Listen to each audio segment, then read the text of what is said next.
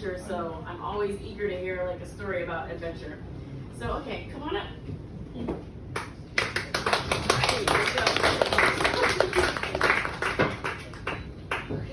Okay. They just walked in. Not sure we in scootering, so I'm a little bit out of sorts. Don't do like that. This is a true story. My last motorcycle story was not true, but it was not based on this one, for those of you who heard that. Anyway, it was the summer of 2019, and I just finished my job in Jaipur, India. For those of you who know India, you know this is not the place you want to be in the summer. It's a small city situated on the edge of the desert, and you don't have to travel far to be amongst the sand dunes of Rajasthan. Summer temperatures already creep into the 40s in May, and that's just the start. The intensity of the sun is unrelenting, and my Midwestern blood felt like it was boiling when I ventured out in the afternoon. Then there's the dust. The dryness of the air and the desert winds leave a fine coating on every surface of your home. If you're foolish enough to leave even one window open on a windy day, it's everywhere and impossible to clean. In spite of my boiling blood, I rode around town on my scooter with my face, legs, and arms covered. The nights provided a glorious respite from the heat. And I loved cruising around town, past the lush green Central Park, yes, in the middle of the desert, and the gloriously lit palaces in the old part of the city. This was truly a magical time. In spite of the magic, things hadn't been going well with my job, and there were some things that were, let's say, less than ideal about living in Jaipur, but it was an adventure all the same. So I decided to pack my bags and head off for the next adventure.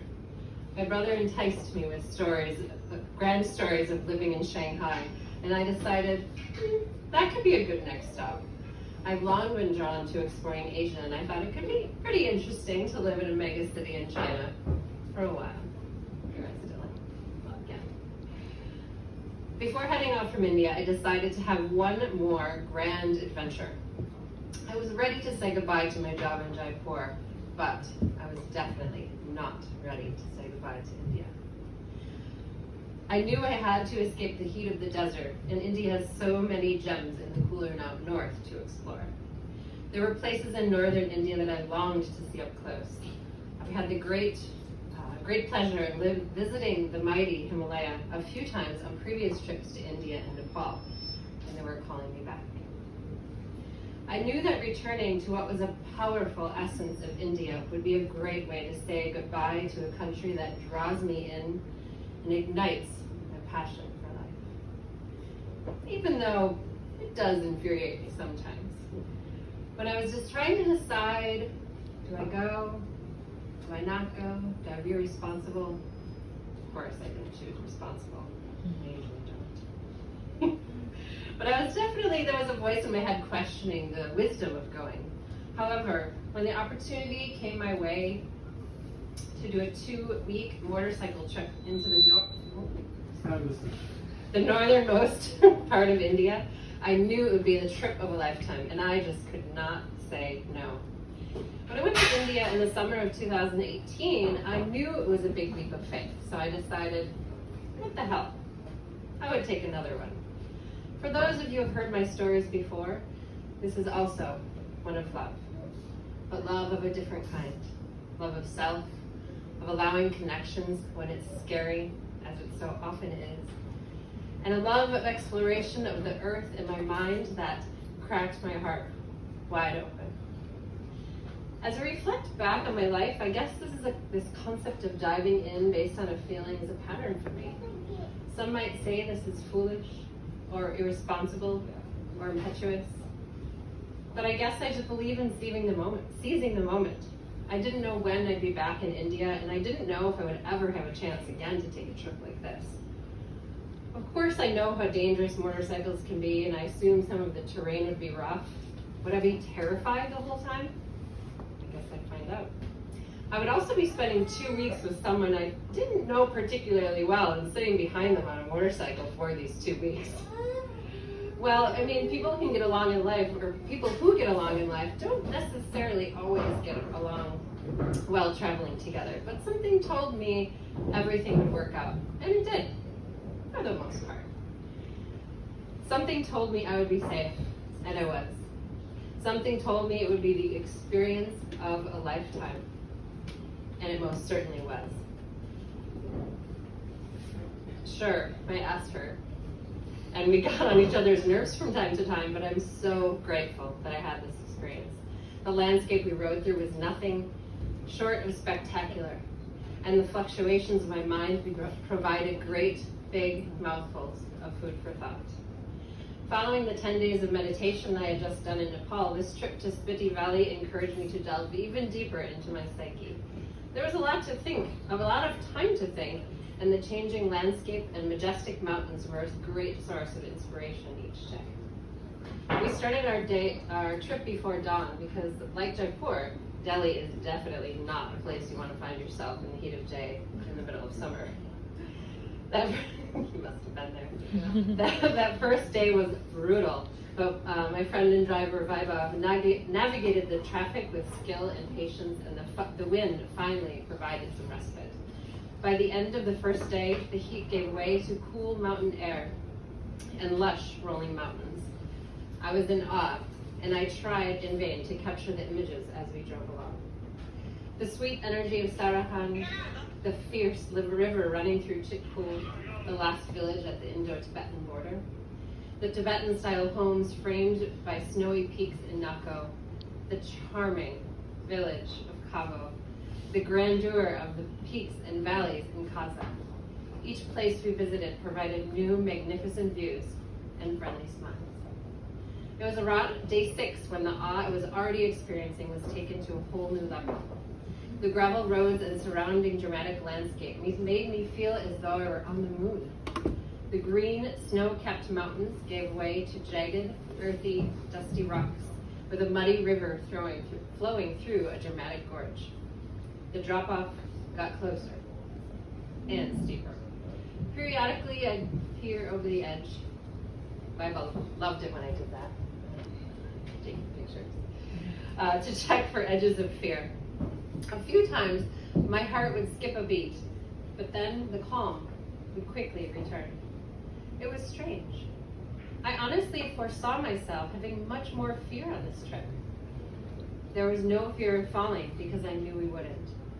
There was no fear for what was around the next bend because I knew Vaibhav would gracefully navigate any obstacles that presented themselves. There was no fear of weather turning because whatever came would only be a passing discomfort, as is the nature of all things. As we rolled and bumped along the roads, blue, snowy peaks periodically broke up the perceived moonscape that dominated our surroundings. Here and there, the industrious people of the mountain had cultivated the land, and clusters of green step farms broke up the expansive earth tones. The landscape of the Spiti Valley was that which I had never seen before. The scenery of the entire trip was stunning, but there was something profound about being surrounded by this new terrain. It was almost as though the energetic connection to this landscape facilitated a deeper connection to a new way of being or thinking. As we drove, I felt a softer place around my heart. When I shared my reflections with my friend and road captain, my vulnerability also surprised me. I'll be painfully honest here. When this journey began, there was part of me imagining a grand romance accompanying this grand journey. When I said yes to the adventure, my romantic heart could not resist writing a fairy tale. But that's not what transpired. But what did was exactly what I needed. My heart was raw from a failed relationship, and tears came quickly when I opened up to Vivi about this experience, sharing my broken heart, my fears, and my insecurities. Sure, incited some anxiety, but as soon as the words left my mouth, I felt peace. This fear has been a familiar companion. But releasing this burden is an undeniable necessity if I am to continue to grow, like us all. The new landscape I was surrounded by planted new seeds of growth. Under the light of the Himalayan sun, bits of the shadows that followed me were slowly being burnt away. The mind is a funny thing. It becomes accustomed to patterns of pain and can feel self-indulgent to cultivate patterns of joy. But joy is real. Joy is truth. Joy is from an unadulterated peace, not the joy that comes from belly laughs and butterflies, but the joy that gently softens the heart.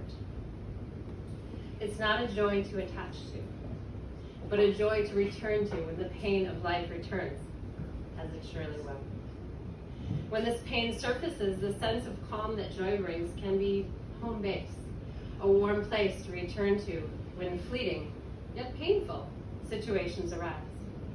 All things arise and pass away, yet I truly believe that joy remains constant. It will always be there, waiting if we have the patience and fortitude to live from this place of truth. When I made the decision to move to India, I thought this endeavor might just change me. Of course, new surroundings and new friends and experiences have the power to blow through the status quo of the mind. However, the true wisdom lies in retaining the lessons for the long haul. Could I hold on to this wisdom I had gained on those Himalayan roads? This isn't for suspense. That trip of the summer of 2019 left a deep imprint on my heart. The piercing sun and the blinding dust of Jaipur dramatically contrasted the wind and icy, pristine waters of Chikhul. The dirt and grime of Delhi were easily forgotten when gazing out at the snow-capped mountains of the Himalayas and Nako, wrapped in the warmth of a perfect cup of chai. These contrasts are part of India, and part of what will always take me back.